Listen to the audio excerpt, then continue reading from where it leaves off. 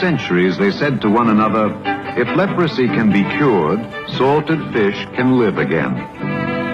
But here in 1946 appears a young pathologist from Chicago to teach at the University of Hong Kong Medical School.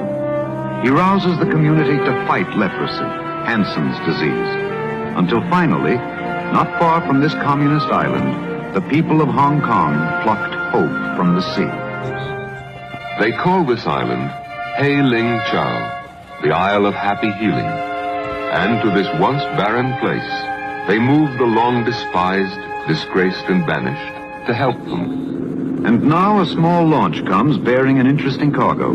Final year medical students brought to break down their preconceived notions of leprosy by Dr. Olaf Skinsness, the man from Chicago whose inspiration the island was. He reminds them that the disease is not mysterious, punishment from the gods, not venereal, not inheritable, but scientifically explained and medically treatable.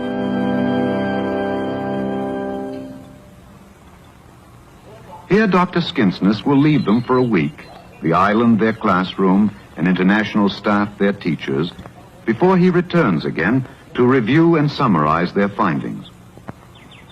The next day, the students are greeted by Superintendent Dr. Neil Fraser, who, as China representative of the British mission to lepers, helped make the island a reality.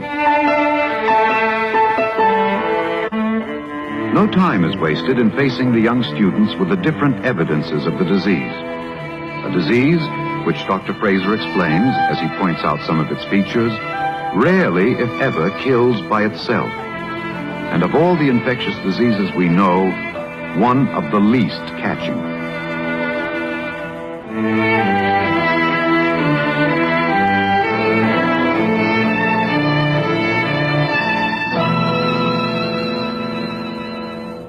Choosing children housed on the island, he declares children the most susceptible to the ravages of Hansen's bacillus, which is often passed to them on contact in infancy.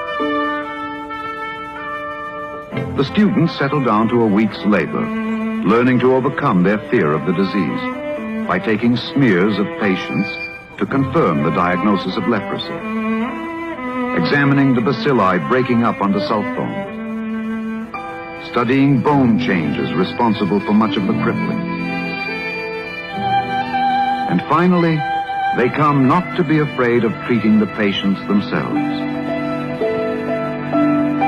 Thus does each day bring a new understanding of the disease, as the students come ultimately, in sight and sound of boats in the harbor, to sit with Dr. Douglas Harmon of the island staff. One thing that I want you to keep uppermost in your mind is that modern medicine can help these patients, and that with careful research, the progress that we have made in the treatment of leprosy during the last 15 to 20 years has made greater strides than in all the centuries before. This is a picture of a patient with lepromatous leprosy. Now I want to show you something.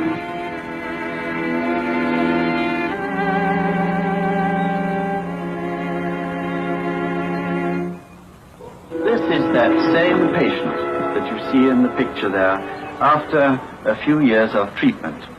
And I think you will agree that with our modern drugs and with what we know about the disease now, that there is a real hope for recovery and for a useful life, and that this man is well on the way. I would like you to remember this man when someday someone looking as he did before treatment comes into your office. Later, they watch the rehearsal of the lepers' production of a classical opera as they await the return of the doctor who brought them, their fears now dispelled by knowledge. So that when at last the time comes to return to school with Dr. Skinsness, they've come to recognize these sufferers as fellow human beings who can benefit from the same medical science and ideals they apply to other patients, thanks to the young doctor who came to Hong Kong from Chicago and his colleagues on Ling Chao.